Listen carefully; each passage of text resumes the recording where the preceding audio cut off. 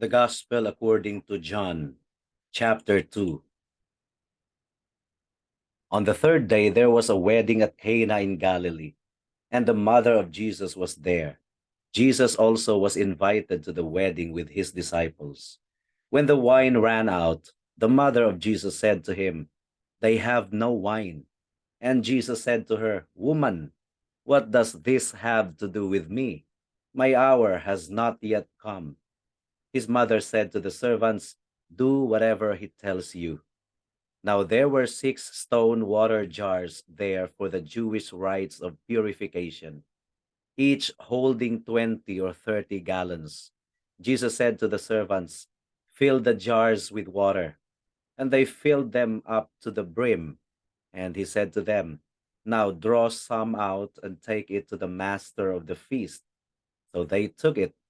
When the master of the feast tasted the water now become wine, and did not know where it came from, though the servants who had drawn the water knew, the master of the feast called the bridegroom and said to him, "Everyone serves the good wine first, and when people have drunk freely, then the poor wine. But you have kept the good wine until now."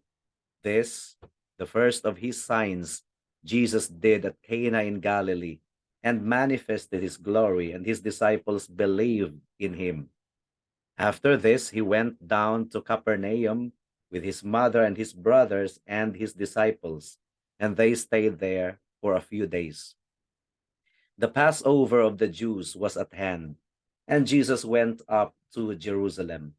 In the temple, he found those who were selling oxen and sheep and pigeons, and the money changers sitting there. And making a whip of cords, he drove them all out of the temple with the sheep and oxen. And he poured out the coins of the money changers and overturned their tables.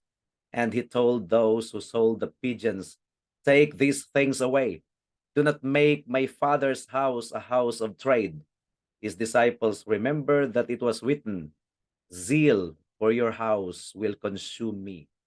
So the Jews said to him, "What sign do you show us for doing these things?"